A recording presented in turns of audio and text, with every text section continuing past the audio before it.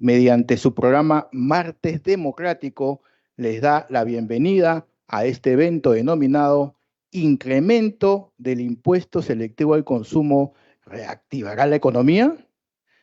Asimismo, le damos las gracias a todo el público que nos está viendo por el canal institucional del Congreso de la República y a través de nuestras plataformas digitales.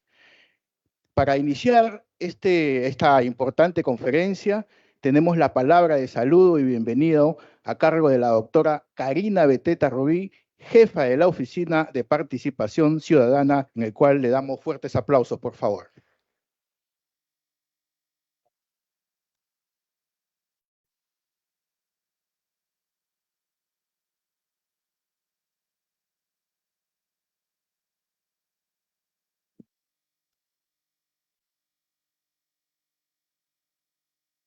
Muy buenas noches con todos los asistentes.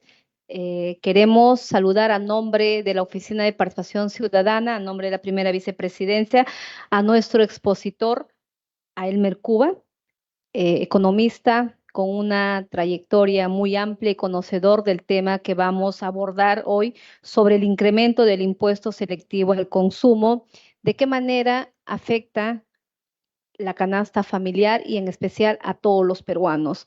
Es un tema muy técnico, entendemos que es un tema muy técnico, pero al mismo tiempo es muy importante. Por tal motivo, hemos tenido a bien de invitar a un especialista, que también fue miembro del Banco Central de Reserva, y con esa misma experiencia de su profesionalismo, estamos seguros que hoy nos podrá brindar la información necesaria que todos tenemos. Espero que no nos alarme con la información, pero es una información técnica, pero lo importante es que debemos de estar preparados para saber qué acciones debemos de impulsar tanto en nuestra economía familiar como también el informe que debemos de nosotros enviar a los señores congresistas y, ¿por qué no, pedir quizás desde aquí, desde esta tribuna, para que el gobierno también pueda realizar estas mesas de trabajo a fin de poder lograr en tal medida una solución? Sé que la economía en estos momentos para nuestro país no es fácil, pasando momentos muy críticos según los anuncios de los especialistas, pero qué mejor dejar en manos de un especialista que hoy nos podrá brindar toda la información necesaria.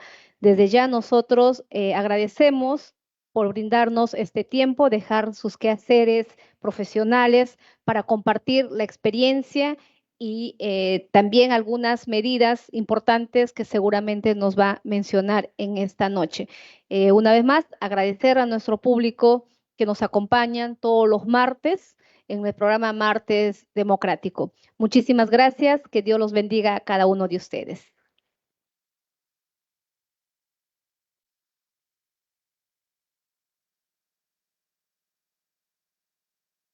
Muy bien. A continuación, le damos la bienvenida a nuestro expositor. Él ha sido director del Banco Central de Reserva, como también de diferentes organismos públicos especializados, como Sinermin, COFIDE e Indecopi. Además, ha sido director independiente de diferentes empresas industriales de la Bolsa de Valores de Lima. Actualmente, se desempeña como docente en la Universidad Pontificia Católica del Perú y de la Universidad del Pacífico. Y además es columnista permanente en los medios de comunicación como El Comercio y el diario Gestión. Y actualmente también es socio de la empresa Macroconsul. Con ustedes, el doctor Elmer Cuba. Un aplauso, por favor.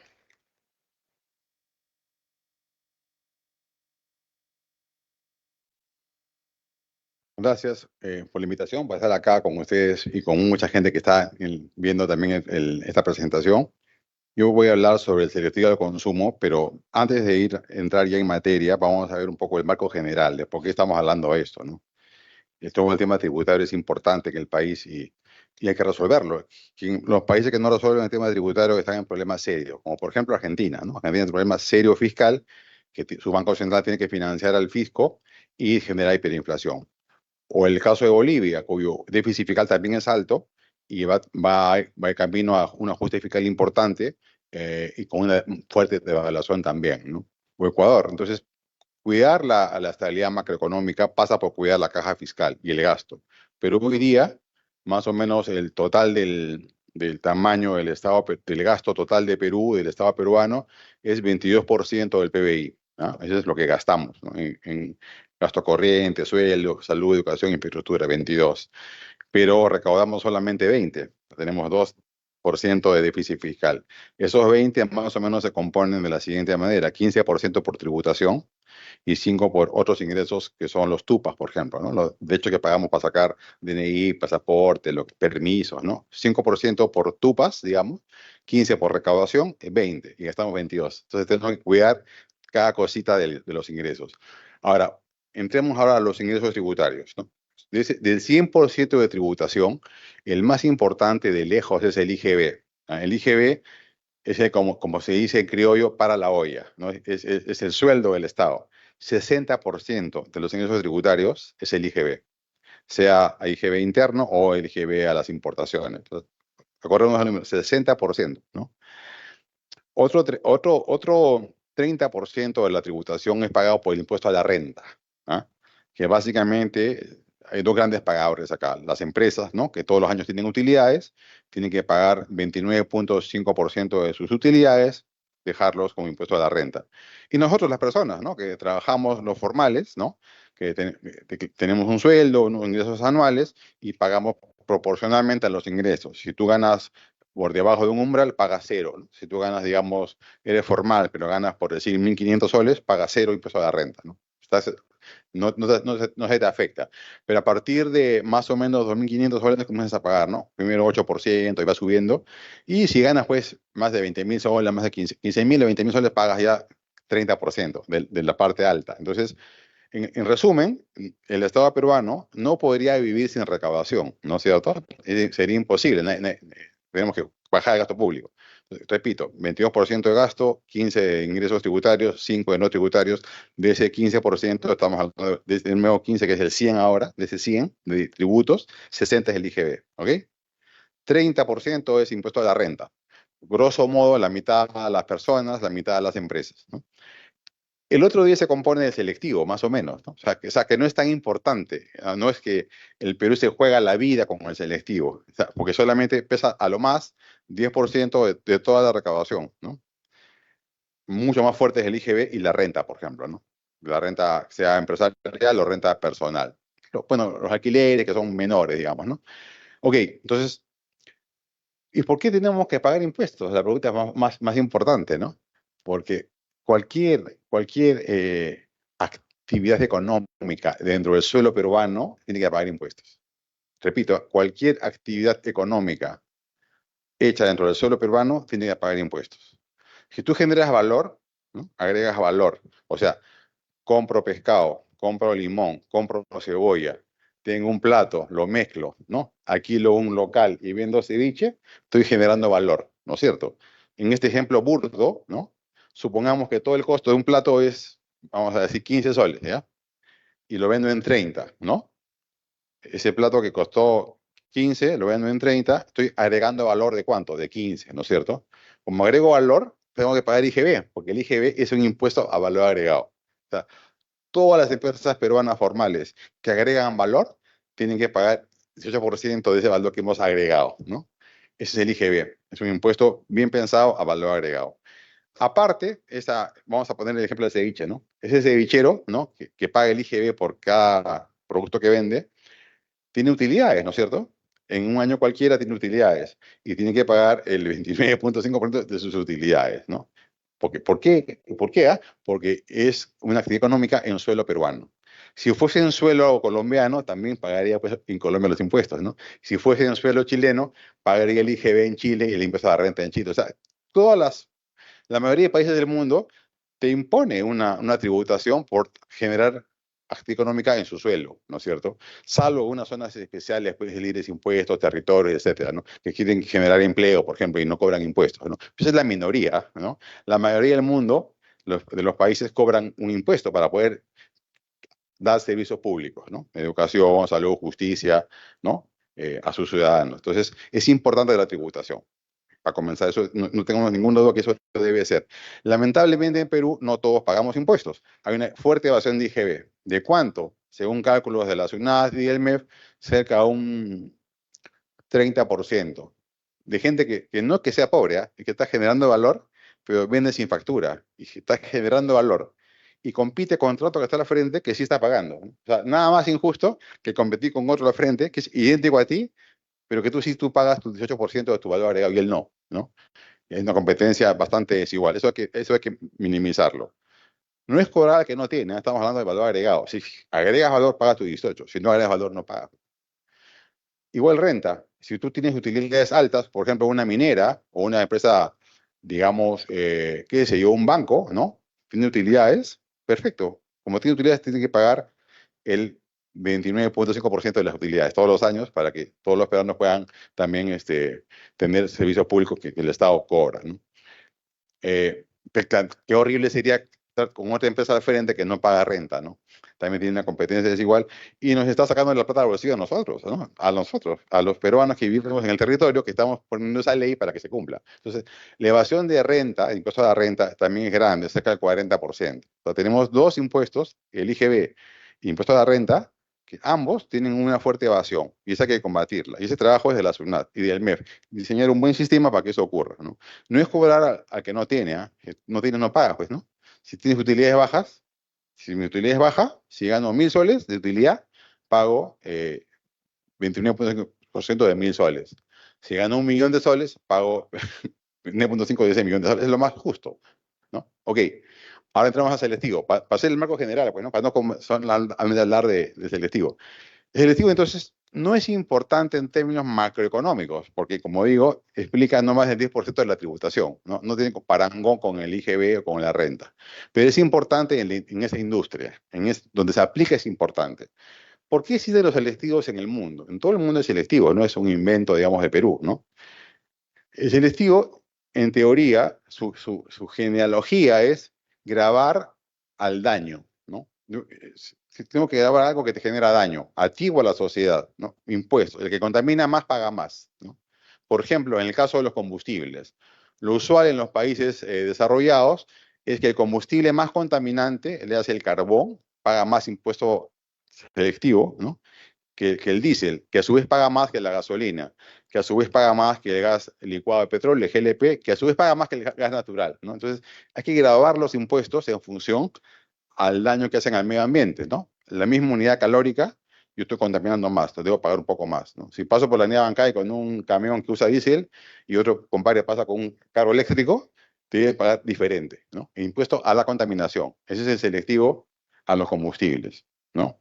Que debe existir, debe estar bien pensado en función a la contaminación. Que en Perú esa ley existe y está en suspensión.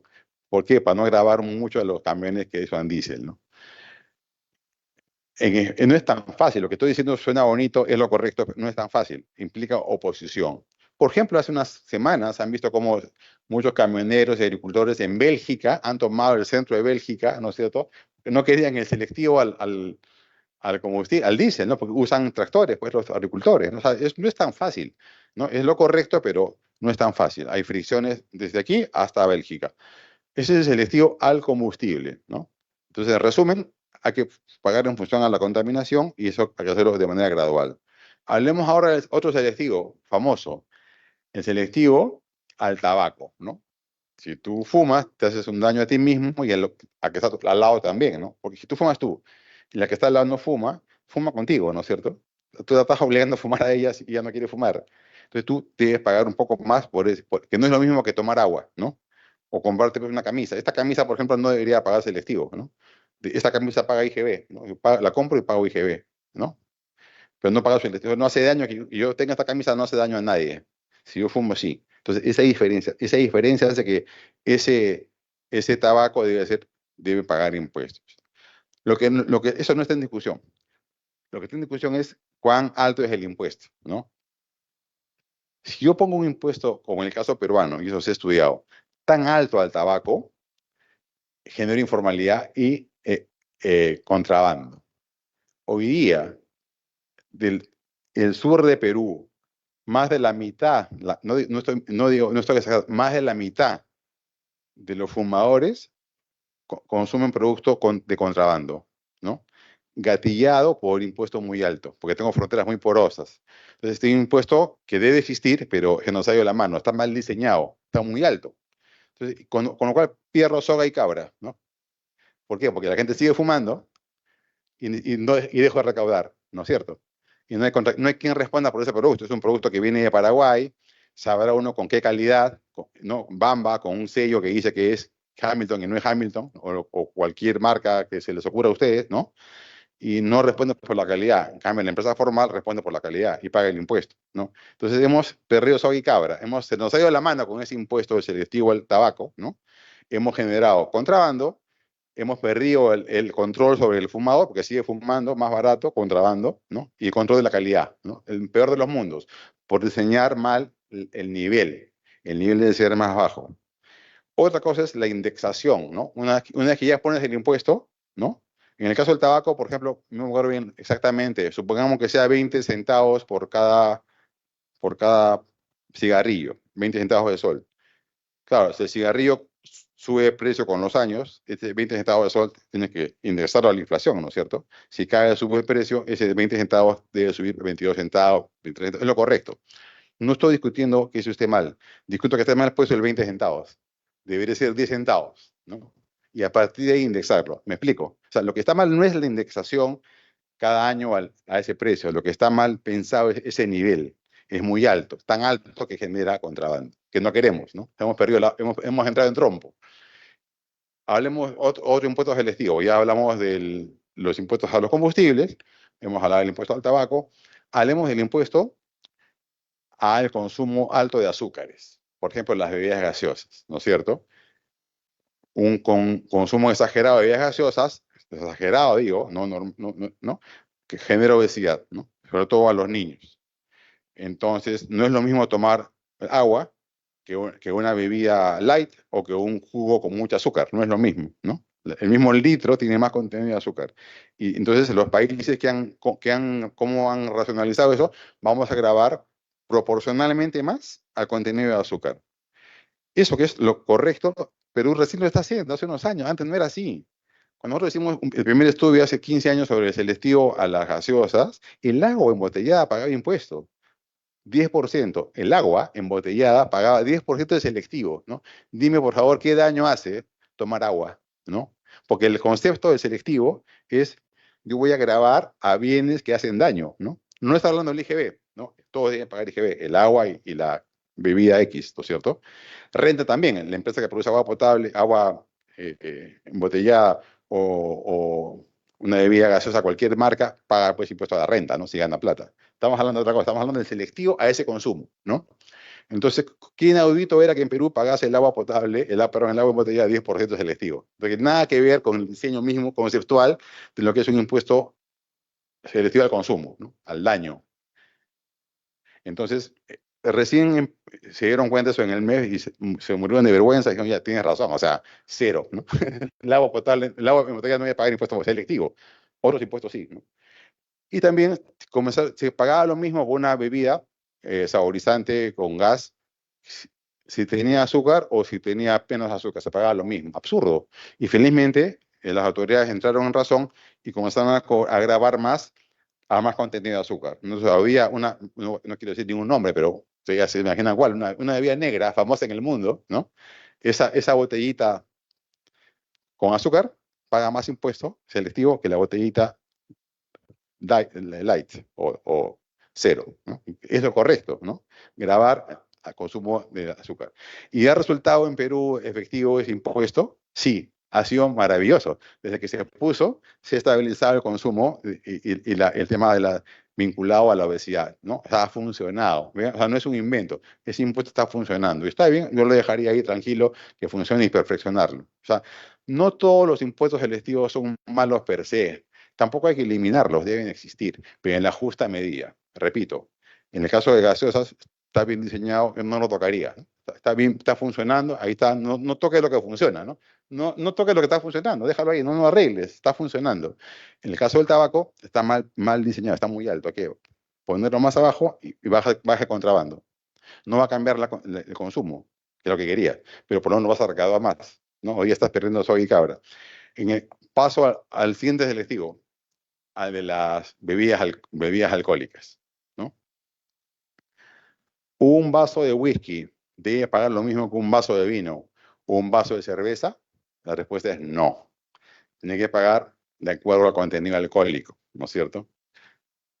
No es lo mismo. Entonces hay que cargar de selectivo en función al contenido alcohólico. A más grado alcohólico, más impuesto selectivo. No estoy hablando de renta, que tiene que pagar, puede ser una empresa privada con fines de lucro, paga impuesto a la renta, ¿no? Si tiene utilidades. O si IGB, que si genera valor agregado, ¿no? Si junto agua con lúpulo y con cebada a altas temperaturas y produzco valor agregado, pago IGB. ¿No? O sea, en Perú la cerveza paga IGB. Y la empresa que produce cerveza también paga impuestos a la renta. Estamos hablando del selectivo cargado a ese producto, ¿no? Y ahí también está mal diseñado, porque la cerveza paga más de lo que debería en función del grado alcohólico, ¿no? Y eso no es menor. ¿Qué genera? Genera que una distorsión, pues, ¿no? Porque estamos hablando de que debería ser en función del grado alcohólico, pero como esta cerveza paga más que los demás, genera que la gente no la consuma tanto y consume trago informal, barato, que es peor para la salud, ¿no? O sea, por grabar más a un producto que tiene menos alcohol, estoy desviando algo hacia consumo más barato de algo que tiene más alcohol y que no paga porque es informal, ¿no? Entonces, estoy generando un problema de la salud pública que yo quería evitar. Hay que repensar también el impuesto al alcohol en función al grado alcohólico, ¿no? Si tú pones un impuesto selectivo de manera científica, ¿no? Con experiencia internacional, con las mejores prácticas, lo haces bien en el Perú, nadie tiene por qué quejarse, ni la industria, ni el consumidor, nadie, porque está funcionando, ¿no? Así se hace en el mundo, las mejores prácticas son de esa manera. Pero si tenemos un mal diseño del tabaco, un mal diseño de bebidas alcohólicas, estamos mal. Una vez que lo rediseñemos, digo, no, el de combustibles está bien diseñado, lo dejaría ahí. El de gaseosas también está bien diseñado, lo dejaría ahí. Falta mover la tuerca en tabaco y en alcohol. Una vez que discutamos eso, podemos indexar, ¿no? O sea, la indexación misma per se no es mala. Es correcta, pues, porque si es un monto fijo y hay inflación con el correr de los años, es justo que ese impuesto lo pegues a la inflación, para que no pierda el poder que tenía cuando lo diseñaste, ¿no? Y más rápido sería hacer una tasa, pues, ¿no? Si es una tasa del precio, ya está indexado solito, ¿no? Si es 10% de algo, ya no tienes por qué subir con el IPC, porque ya ese producto automáticamente está vinculado al precio. O sea, si ese producto sube de precio, automáticamente el selectivo también sube, ¿no? Pero si no es el caso, si es un impuesto de tipo fijo, centavos por unidad física, ese sí vale la pena indexar. O sea, la discusión que hemos armado en Perú, debemos subir ahora el selectivo indexado, es una discusión que es menos importante que poner ese nivel en ese impuesto, que está mal hecho, está mal puesto ese impuesto, está mal diseñado. Si estuviese bien diseñado, hay que indexarlo también, ¿no? Si fuese un fijo y si fuese proporcional al precio, no hay nada que hacer, se indexa solita automáticamente, ¿no? Pero hay que cambiar ese pensamiento. Entonces, termino mi presentación rápida, directo al punto, de cómo deben hacer selectivos en un país en desarrollo, ¿no? Tomando en cuenta las variables que tenemos. Tampoco se trata de grabar el azúcar solamente a las gaseosas. Y la gente que toma limonada, y la gente que toma chicha, ¿no? Que usa azúcar en una torta, no nos atrevemos porque es más fácil cobrarle a la empresa que es identificable que al azúcar en la fuente, que sería lo correcto, pero eso políticamente es más complicado, ¿no? Entonces, cada impuesto también tiene atrás una economía política, una estructura industrial, ganadores, perdedores, lo que se dice stakeholder, o sea, gente que se afecta con ese impuesto, ¿no? Entonces, hay que revisar. Ahora, ¿se puede hacer? Sí, o sea, no hay que inventar la pólvora, hay que copiar las mejores prácticas, y por eso, por ejemplo, Perú quiere entrar a la OECD, ¿no es cierto?, para ver las mejores prácticas de los selectivos, pero siempre hay que peruanizarlo, porque te va a decir la OMS, oye, el tabaco mata, entonces ponle un impuesto enorme. Sí, está bien, pero si le pones un impuesto enorme como en el caso de Inglaterra, que es enorme el impuesto, tienes después también una SUNAT que hace que no haya contrabando, ¿no? Porque si lo pones alto en Perú y hay contrabando, lo pierdes todo. En el límite, supongamos que el impuesto al tabaco fuese el triple que ahorita. No habría industria formal, todos fumaríamos contrabando, con lo cual pierde sentido el impuesto, ¿no? Cuyo origen era que fume menos, ¿no? Entonces, eso es un poco la línea de los selectivos. Ahora, hay selectivos que no están puestos en la ley, pero que existen, ¿eh? Por ejemplo, consumir cocaína. El selectivo de la cocaína existe, es infinito, por eso está prohibido, ¿no? Es tan alto el selectivo en la práctica que está prohibido que tú produzcas o consumas cocaína, ¿no? Entonces, hay cosas que están así de prohibidas que en teoría implica, es equivalente a una tasa infinita, ¿no? Es tan alta que está prohibido. O el agua, que en este caso no paga selectivo, ¿no? Entonces, países más atrasados, en el África, en el sudeste asiático y en Centroamérica, se apalanca más en el selectivo. Nosotros no. Perú no está en esa categoría de países. Somos mejores que ellos.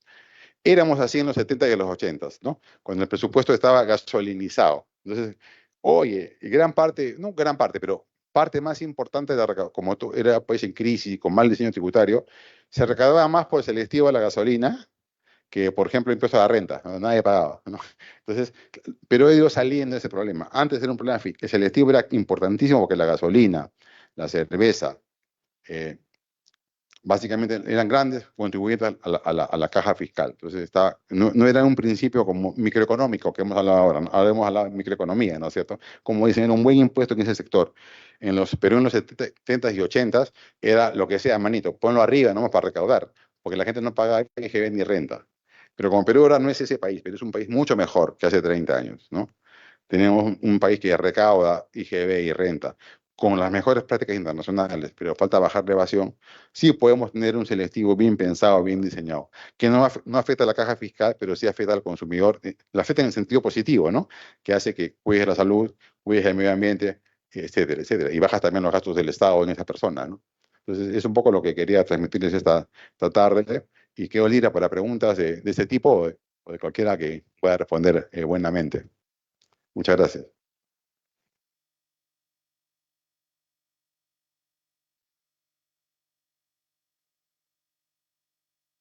Muchísimas gracias al doctor Elmer Cuba por su importante exposición y bueno, al público les diríamos que lo aprovechemos. Así que él está dispuesto, como ha dicho, a responder todas las interrogantes que ustedes tengan. Así que si hay alguna interrogante, por favor, con todo gusto, ¿no?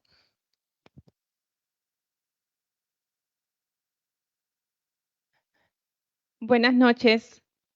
Buenas noches. Señor Elmer, quisiera saber si tienen mapeado en porcentaje cuánto es lo que afecta la informalidad, cuánto impacta en nuestra economía como país. Gracias. Acá o ahí, allá. Perfecto. Buena tu pregunta. Mira, la informalidad es un concepto mitad legal y mitad económico, ¿no? Como tiene una papá y una mamá, digamos, no puede haber informalidad sin ambas cosas.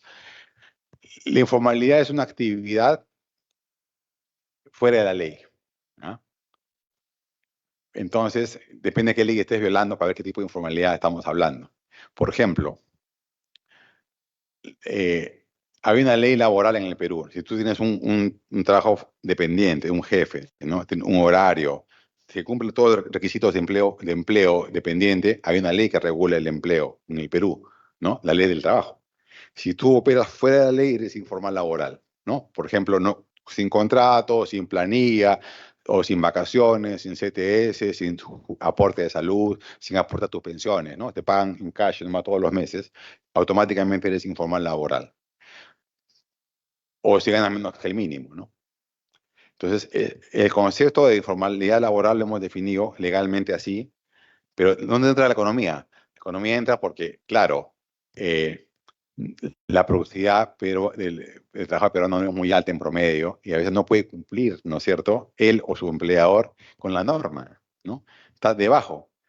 Por ejemplo, un tercio de los empleados independientes, pero un tercio de los trabajadores dependientes gana menos que el mínimo. ¿Por qué? No porque sea malo su jefe, ¿ah? Porque la empresa no aguanta pagarle más de 1.000 soles, ¿no? Es frágil, ¿no?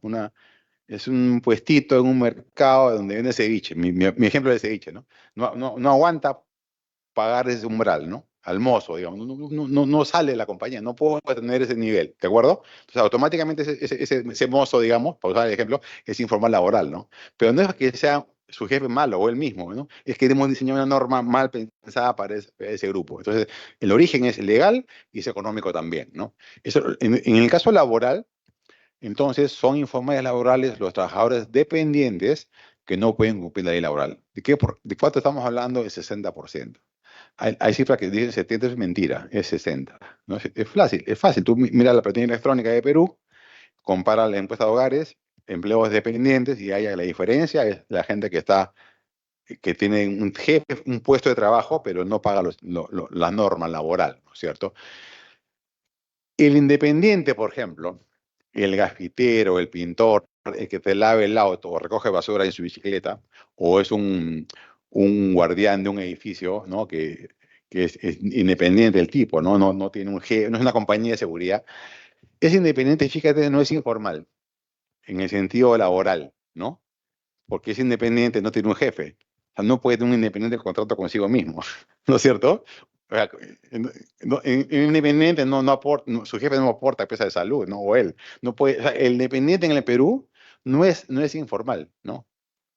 Está peor todavía, ¿no? Porque no tiene ninguna protección, está en el SIS, ¿no es cierto? No va a tener pensión, ¿no? Porque no me imagino un anfitrión, ¿no? Que trabaja todos los días, pero ese señor no va a tener pensión, para comenzar, ¿no? Ni tampoco está en salud. Y ese señor, el independiente peruano, urbano, es la mayoría de los trabajadores peruanos.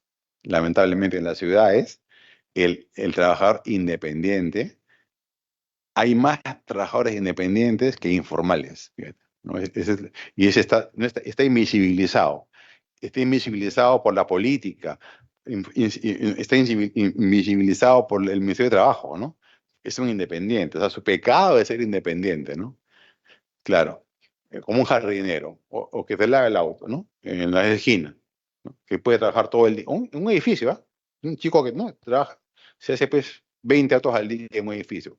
Ese chico de 18 años, cuando tenga 65, no va a tener jubilación, no tiene seguridad social, no tiene nada, ni vacaciones, porque el mes que no trabaja, no lava el auto, no tiene ingresos, ¿no es cierto? Y esa es la primera mayoría nacional, ¿no? Entonces, pero entonces, tu pregunta me permite explayarme un poco y ver, oye, en verdad, a la informalidad hay que ponerle apellido, ¿no? Si no, no significa nada, ¿no? Informalidad laboral, ok. Ahora hablemos de la informalidad empresarial, o sea, ¿no? Una empresa. ¿Qué cosa es una empresa informal? Es una empresa que opera sin RUC, por ejemplo, ¿no? Un taller que lava autos en la carretera central, ¿no? Que no tiene RUC, ¿no? O está ahí, pues, ¿no? Y limpia. Entonces, claro, no existe, pues, ¿no? Para el Estado peruano no existe, ¿no es cierto? Porque no paga RUC ni RER, va al banco, usted no tiene, no, nada, está ahí. Esa es una informalidad empresarial, ¿no es cierto? Y de esas tenemos varios, ¿no? En cada sector hay informalidad empresarial. ¿De qué tamaño es? Según el INEI, 20% del PBI, o sea, 20% de valor agregado. Distingamos las cosas, ¿no? No es 70, pues, imagínate, no hay manera, o sea, no hay manera que en el Perú el 70% sea informal en la economía. Lo laboral es distinto, el laboral es, ¿no? Un trabajador dependiente que viola la ley laboral, 70%. En la economía no, es 20%. O sea, todos los trabajadores artesanales, perdón, todos los pescadores artesanales no igualan pues una empresa formal de anchoeta, ¿no? O todas las señoras que venden, que hacen con mucho esfuerzo queques y venden queques en las esquinas del país, no compiten con una gran empresa que produce queques, ¿no? O sea, no es tan grande en ese sentido, es 20%, ¿no? En promedio nacional. Entonces, distingamos informalidad laboral, la empresarial es de 20%, ¿no? Ahora, aprovecho para explayarme. Hay actividades que son, le hemos puesto informales, pero también son ilegales en el sentido más amplio. Me explico. Por ejemplo, oro ilegal, contrabando, narcotráfico, trata de blancas, tala ilegal. Oye, eso está prohibido, ¿no? Para comenzar. Hay que distinguir que también es informal, pero tiene un componente negativo. A su vez es ilegal en el sentido más amplio. En cambio, producir ropa interior no está prohibido, ¿no? Pero si lo hago fuera de la ley, sin pagar renta ni IGB, soy informal. O sea, pero no está prohibido el acto de producir ropa interior, ¿te das cuenta? Entonces hay que distinguir eso de la tala ilegal, ¿no? Entonces llamemos a la cosa como son. No es lo mismo, ¿no? Tener un taller informal de tortas, ¿no? Donde hago tortas y vendo pues 50 tortas por aplicación, ¿no? No hay boleta ni factura, nada, soy informal, pues, ¿no? Pero no está prohibido hacer tortas, ¿te das cuenta? Que diferente es que produzca cocaína. Entonces, esa hay que perseguirla, ¿no? La otra hay que perseguirla, por supuesto, la ilegal en el sentido más amplio. La informal no es ilegal el producto. Lo que es ilegal es que estás haciendo una cosa violando a normas del sector. Por ejemplo, esa torta no le pones pues, los ingredientes, ¿no? Si fuese formal, el consumidor tiene derecho a saber, oye, esto es de trigo, de maíz, qué tiene ahí, cuántas calorías tiene, cuándo caduca, ¿no? O sea, tú a la empresa formal le obligas a poner en la etiqueta toda esa información. Pones hasta el responsable, ¿no? Teléfono para quejas, llama a 0800, ¿no? En cambio, un queque informal tú no sabes qué está consumiendo, ¿no? Entonces, claro, eso también hay que combatirlo. Entonces, en el Perú, lamentablemente, la informalidad con apellido es diferente en cada caso.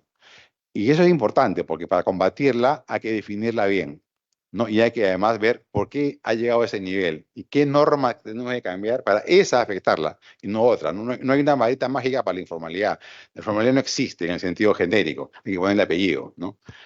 Es como llamarse Elmer, a miles, pues, ¿no? Ponle apellido, identifícalo, ¿no es cierto? Son informalidades sin apellido, no sirve para nada.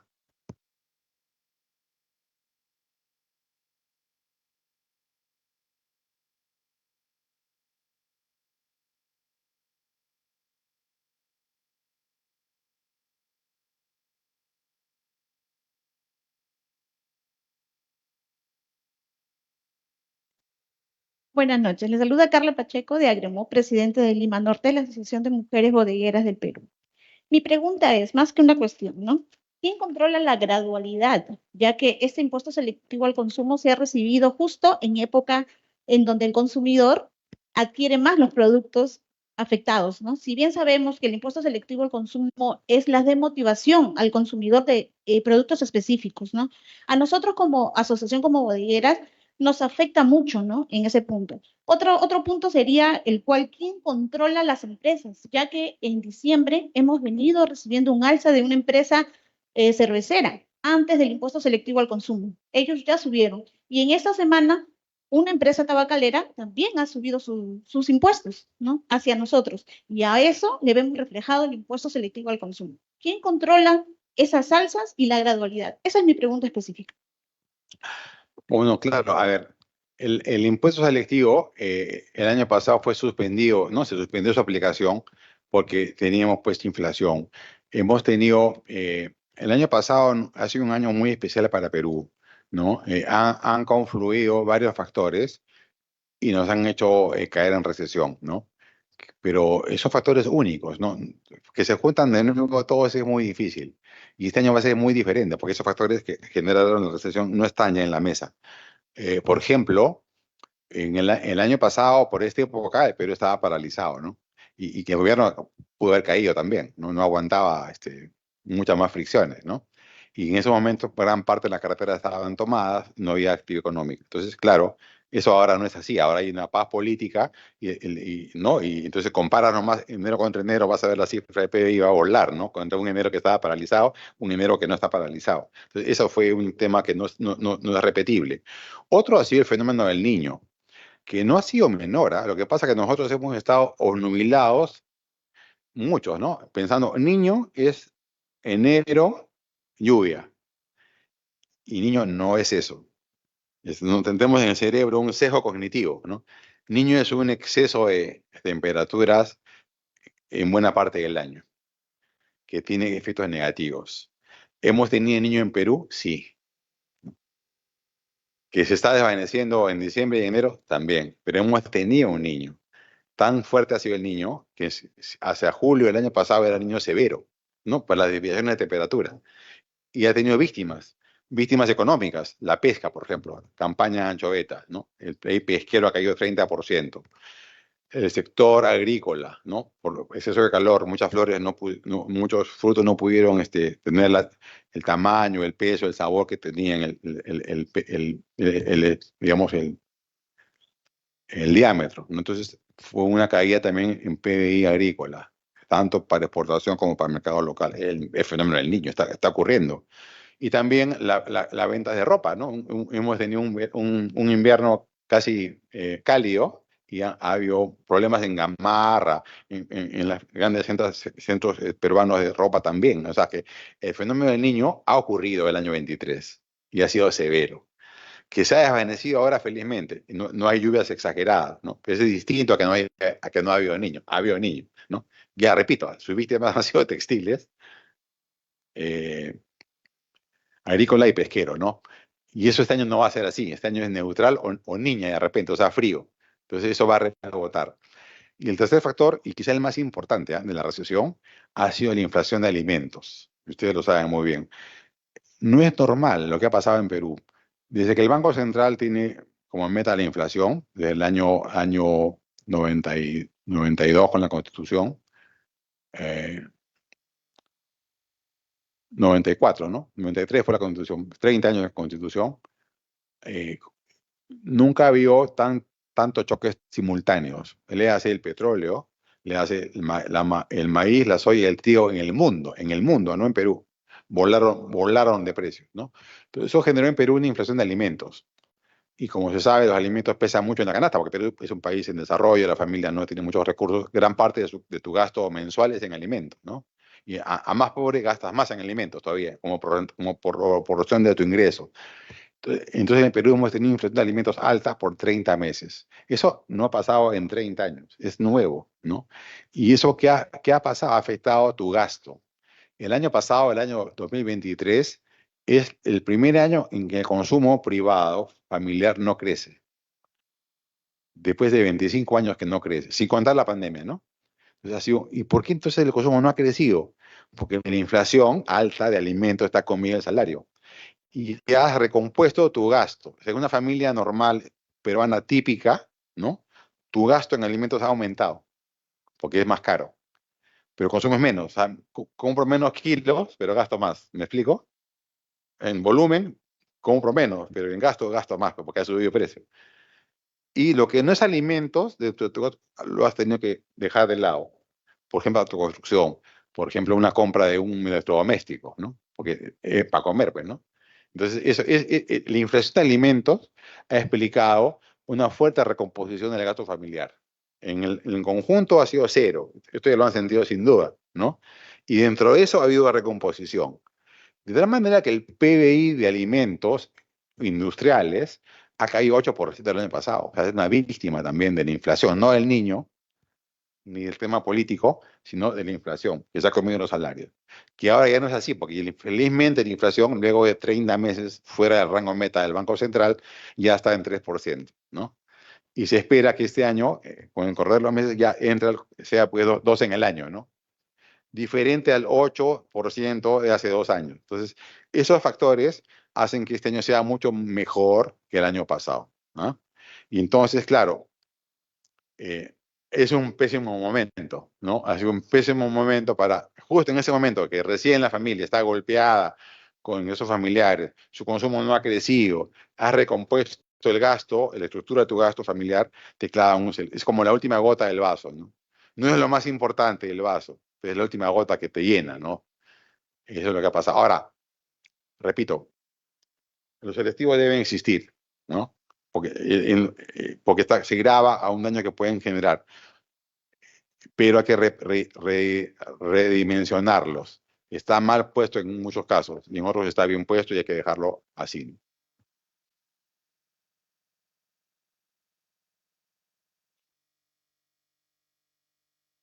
Sí, acá hay.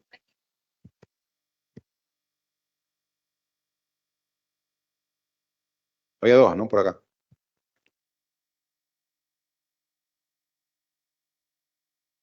Buenas noches, señorita Karina, doctor Cuba. Sí, mi pregunta va relacionada más o menos a lo que dijo mi antecesora. ¿De qué manera puede influir una inadecuada gestión de las instituciones gubernamentales respecto al impuesto, y específicamente al impuesto selectivo al consumo, dentro de la economía peruana? Gracias. Como te digo, a diferencia de muchos países africanos o del sudeste asiático o de Centroamérica, que son más pobres que Perú y su fisco se financia más con selectivos, ¿no? O sea, aquí es peor, digamos, ¿no? Nosotros no dependemos del selectivo para la solvencia fiscal, porque el grueso de la recaudación es, como digo, 60% es IGB, 30% son impuestos a la renta, sea corporativa, empresarial o personal, y un menos del 10 son los selectivos, ¿no? De los cuales lo más importante en verdad es el combustible, ¿no? Cuando uno echa gasolina, ahí está pagando nomás digamos, de 20 soles, ¿no? Algunos soles más van directamente al fisco por selectivo, ¿no? Entonces, el grueso se va más bien al combustible. El tabaco, las gaseosas pesan un poco menos. Pero no es que el futuro de Perú se juegue ahí para el MEF, ¿no es cierto? Pero sí debe repensar su diseño, ¿no? Para que sea proporcional al daño que hacen, que no es el caso, ¿no? Una vez que lo pongamos bien, puede ser en tasas, con lo que ya el tema está resuelto, ¿no? El precio sube o baja, ya está, la tasa está fija. O si fuese fijo, o sea, centavos de sol por unidad, ¿no? Por litro, por palito de tabaco, por cualquier unidad, ¿no? Ese hay que indexarlo para que no pierda poder, ¿no es cierto? Pero eso es después que arreglemos el problema, el diseño mismo, ¿no? Pero yo digamos, no se me ocurriría abogar porque no existe impuesto selectivo, tiene que existir, porque justamente no es lo mismo tomar un vaso de agua que una botella de whisky, ¿no? Buenas noches con todos.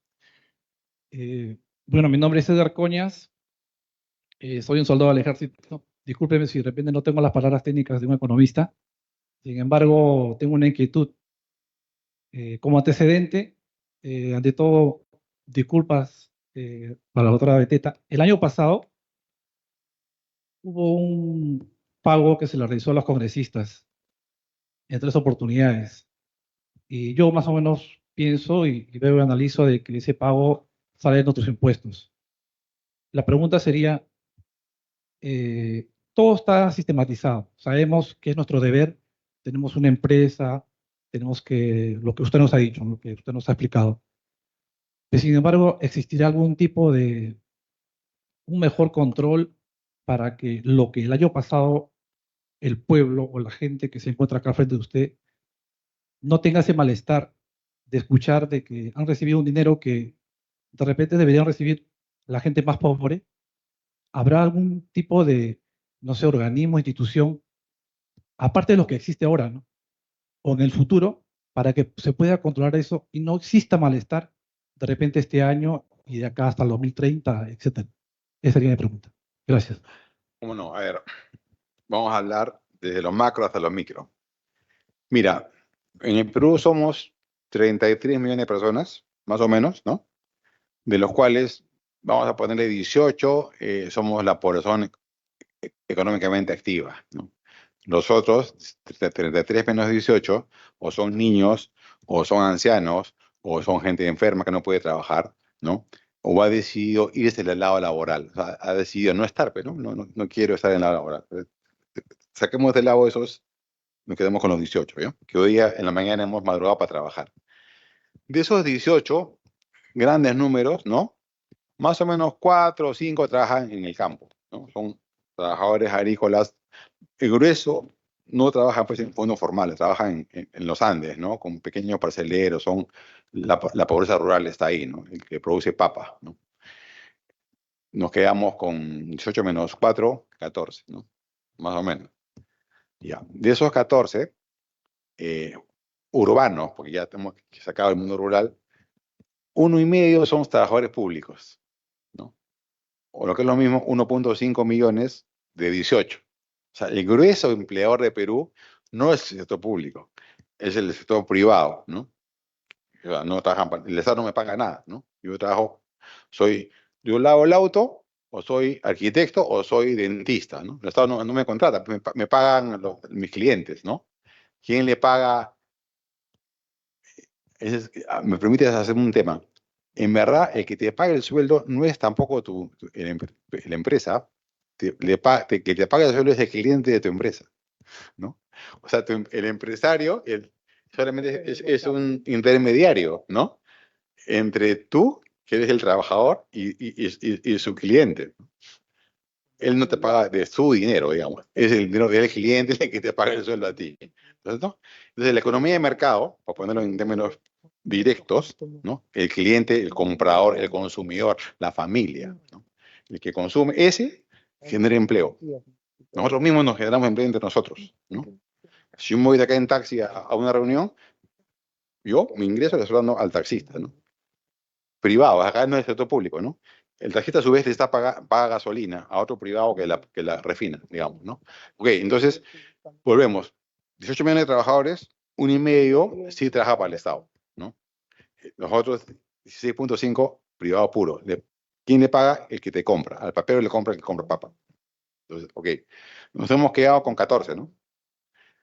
Ahora bien, 5 son independientes, lo que hablábamos hace un momento. O sea, 5 de los 14 que trabajamos en las ciudades, mundo urbano, somos independientes. El peor de los mundos también. Nos van quedando 9, ¿no? Ya.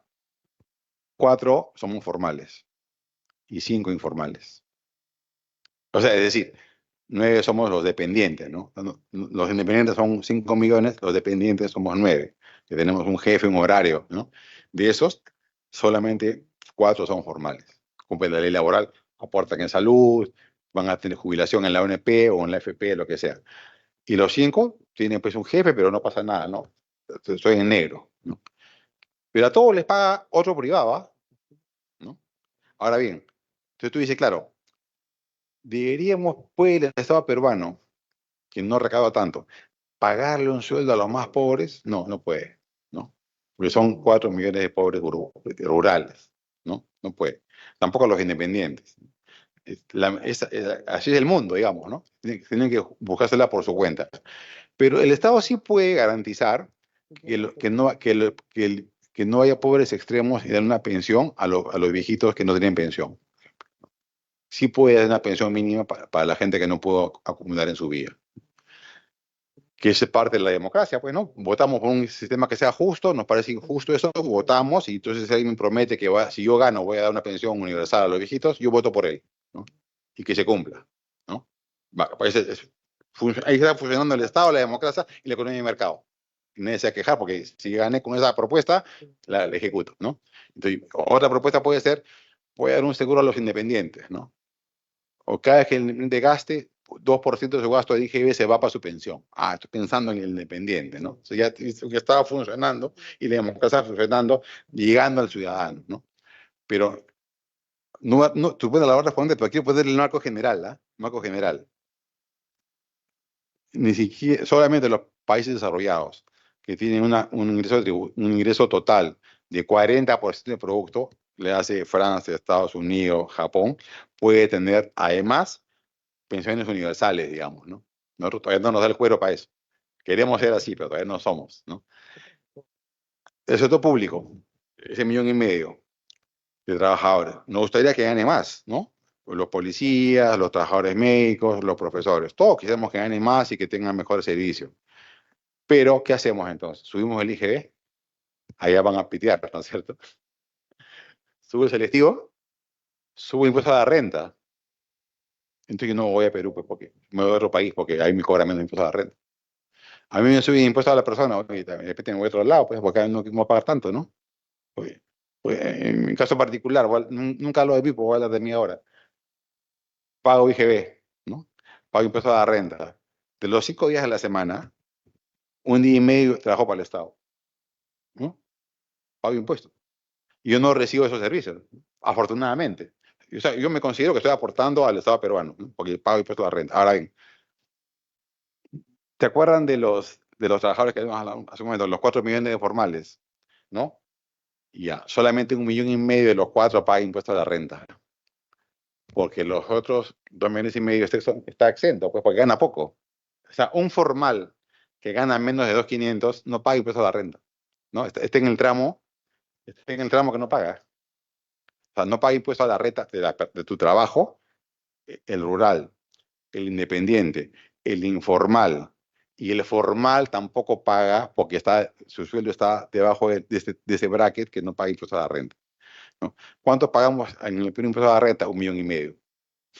Nadie más. O sea, de los 18 millones de trabajadores que hoy día hemos tratado de trabajar, solamente 1.5 de los 18 pagamos impuesto a la renta. Y además somos los afortunados, porque hemos tenido una educación, andamos un poquito mejor y pagamos el impuesto a la renta porque somos peruanos, ¿no? Y ojalá que haya otro 1,5 millones más que pague, ¿no? Si tuviésemos un país más educado, ¿no? Tendríamos más profesionales y pagarían más impuestos a la renta. Y eso es tan importante para las clases medias y para el Estado como recaudación, tan importante como sacar mineras adelante, ¿eh? O sea, tan importante es una minera que salga a producir y pagar impuestos a la renta, como ambos te aportan al fisco, al final, y Perú sigue creciendo. La discusión de cuánto gana un congresista o los trabajadores del Congreso es política, ¿no? Pero no mueve la aguja. Porque ¿cuántos trabajadores habrá en todo el Congreso? No está el número. ¿2,000? 3,000. 3,000 de 1,5 millones, ¿no? ¿Cuántos trabajadores, cuántos policías hay? Más de 150,000. Enfermeras, médicos, 300,000. Profesores, medio millón, ¿no? Trabajadores municipales. Claro, políticamente es feo, pero no mueve la aguja. O sea, si podríamos tener que ganen cero, pero no va a pasar un centímetro de eso, se va a ir a nadie, porque es minúsculo, ¿no? Que tiene que ser justo y políticamente vendible, por supuesto. No nos gusta que sea injusto, pero incluso llevándole al límite que ganasen cero, que tampoco es la idea, ¿no? No pasa nada con lo demás, ¿te das cuenta? Porque son un puñadito. Incluso para repartir eso entre 1,5 millones, ¿no? De trabajadores públicos. No hablemos ya de los privados, ¿no? Pero tu pregunta me ha permitido, digamos, hacer toda la cancha general, ¿no?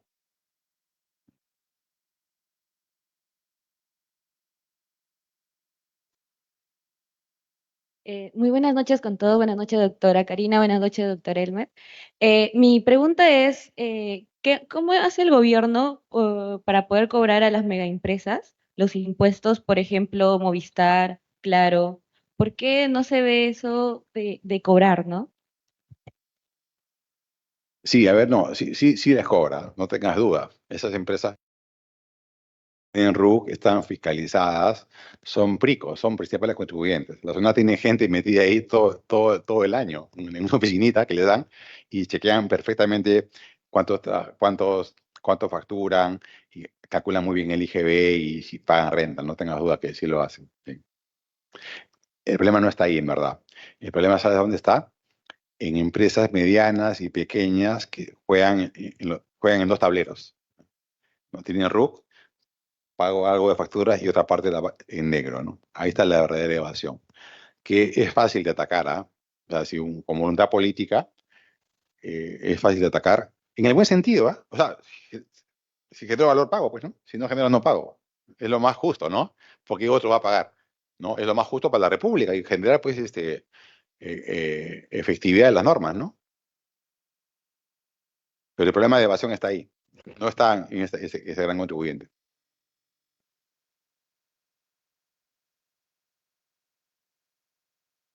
Hola, buenas noches. Una consulta, doctor. Económicamente hablando de todo lo que ha expresado, ¿cómo se podría combatir a la informalidad, económicamente hablando, descartando la política a un lado? ¿Cómo se podría lograr otorgar una solución a esas personas? ¿O cómo se le podría formalizar a toda esa cantidad? Gracias. Sí, a ver, hay una propuesta ya que se ha realizado en donde yo trabajo, en Macroconsult. Yo he liderado ese estudio, que me toca 6 meses de mi vida metido a eso. Y mira, se puede combatir la informalidad laboral de los trabajadores que ganan más que el mínimo. No el que gana menos que el mínimo, porque este ya ni siquiera puede, no le da su productividad para ganar más que el mínimo. Es informal, solamente va a salir de ahí con el desarrollo económico, ¿no? Pasarán muchos años, 10, 20, para que esa persona que gana hoy día 950 soles en Juliaca, gane 1.200 y sea formal, ¿no? Ese es más complejo. Pero sí hemos identificado que hay trabajadores dependientes, ¿no? Que ganan más que el mínimo hasta 2.000, 3.000, 4.000 soles y son informales, ¿no? Ahí hay que atacar. ¿Y por qué atacar en el sentido de un problema, no? porque hemos diseñado mal impuesto a las MIPES, ¿no? El RER, el RUS está mal pensado, y su alternativa es, de pronto una MIPE que pague 29% es mucho, ¿no? Porque imagínate el dueño de una MIPE, ¿no? Un tallercito de zapatería, digamos, ¿no? Que tiene 2 operarios y el dueño, que también es operario, ¿no? O sea, el dueño es operario con sus dos coleguitas que lo ayudan y un primo, ¿no? Un sobrino.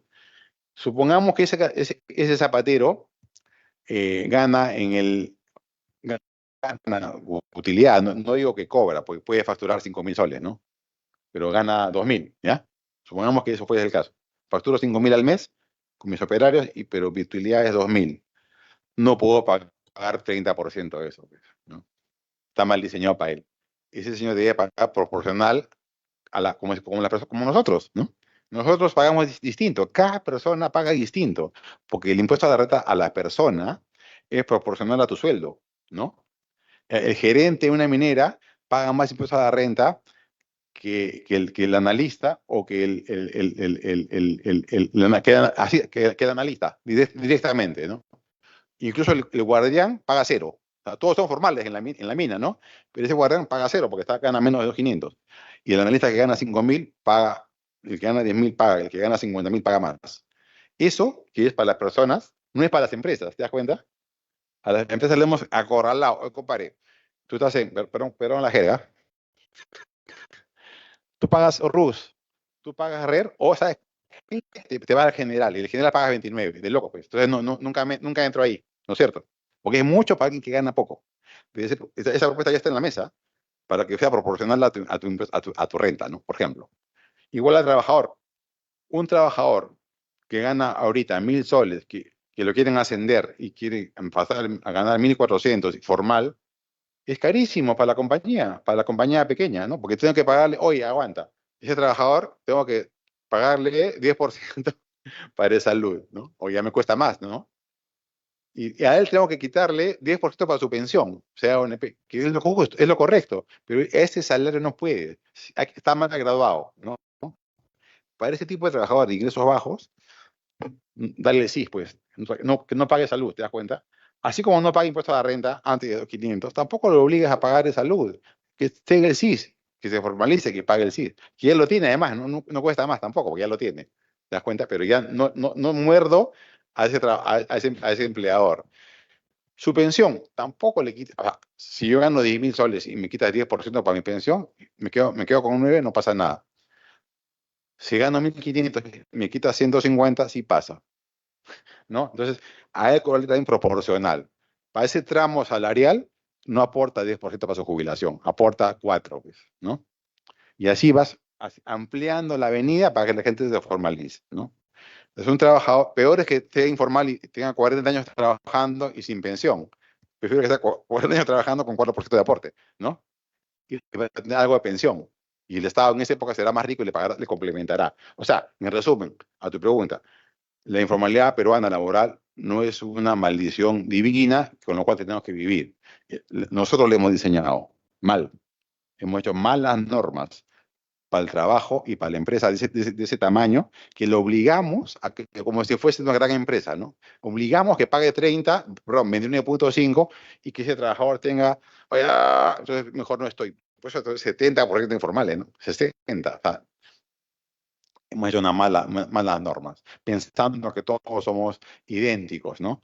Y que pueden pagar lo mismo, que no es el caso. Entonces, en resumen, sí se puede bajar. ¿Y sabes a cuánto? Del 60 se puede bajar al 40, rápido, en un gobierno, ¿no? Con buenas normas laborales. Claro, ese 40 no se mueve después, ese 40 que va quedando es gente que gana menos que el mínimo. O sea, automáticamente no puede ser formal, ¿no? Si gana menos que el mínimo, automáticamente no puede ser formal, porque estoy ganando menos que el mínimo. Entonces, eso ya es otra historia, ¿no? Para una charla más grande sobre cómo podemos desarrollarnos.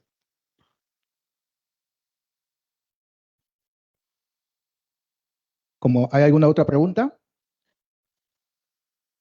Bueno, entonces como siguiente punto, invitamos a la doctora Karina Beteta Rubí para hacerle presente al doctor Elmer Cuba un diploma por su participación en esta noche.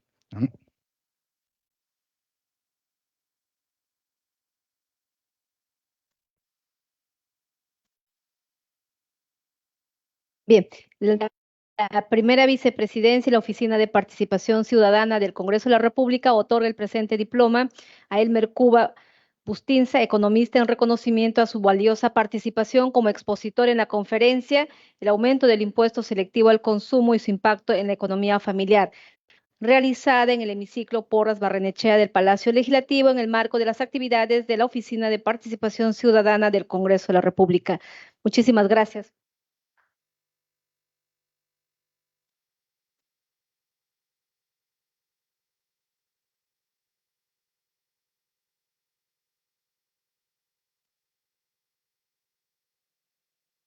Bien, una vez más agradeciendo a nuestro expositor, que creo ha sido una charla muy importante, una conferencia técnica, pero al mismo tiempo con los ejemplos, creo que a todos nos ha quedado clarísimo y la tarea también, en este caso, del Congreso de la República y del Ejecutivo en analizar y llevar unas reformas laboral que sea importante, como también lo que concierne en este caso a los impuestos, regular y hacerlo proporcional. Efectivamente, a veces el populismo nos lleva a estas consecuencias, a veces creyendo que el pedir que se suba el sueldo mínimo, le afectamos a las grandes empresas. Es al contrario, las grandes empresas tienen quizás el pago superior al sueldo mínimo por su propia necesidad, que requieren el tipo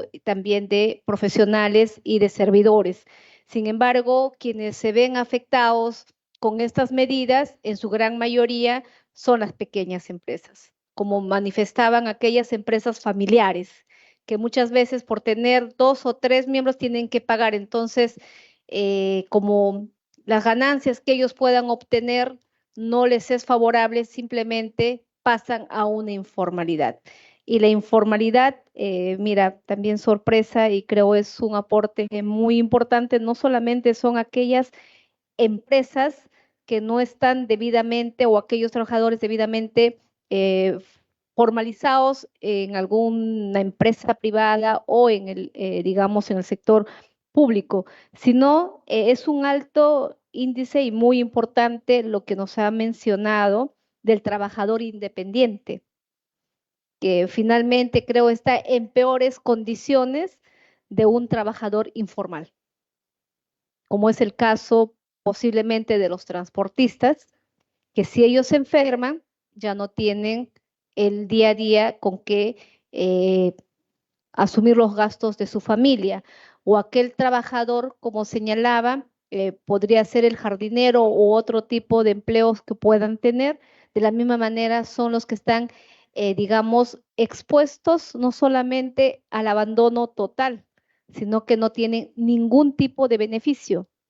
Entonces creo, analizando todos estos temas, debe de haber una reforma general en cuanto a la ley laboral, como también ver en qué, si es beneficioso o no cuando se eleva los impuestos a ciertos productos, que como lo ha dicho el doctor Elmer Cuba, creo está mal diseñado de la forma como se han ido midiendo los porcentajes de impuesto al pago a ciertos productos. Sabemos que sí, muchos podemos decir, ¿qué importa pues que si le suban los impuestos al alcohol o al tabaco?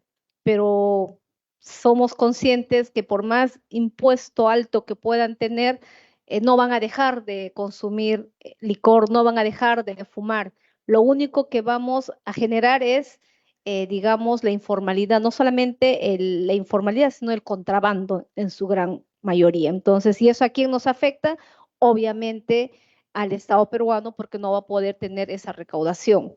Bien, creo nos queda una vez más tener que ampliar estas charlas y estas conferencias, que si bien es cierto son técnicas, pero cuando tenemos a un profesional que nos pueda explicar de manera sencillo, creo todos podemos entender, y eso es lo que a través de esta oficina es la que buscamos, ¿no? Que el ciudadano esté informado de todas las políticas que pueda brindar el gobierno y también lo importante que genera cuando hay un alza en estos tipos de impuestos, ¿no? A quienes generalmente se les perjudica. Y creo lo que hemos visto nosotros no es al que más tiene, sino en su gran mayoría es al que menos tiene o al que no tiene nada, ¿no? Entonces ellos son los grandes perjudicados en una mala decisión o en una aplicación inadecuada de ciertos impuestos que le podemos poner a algún producto.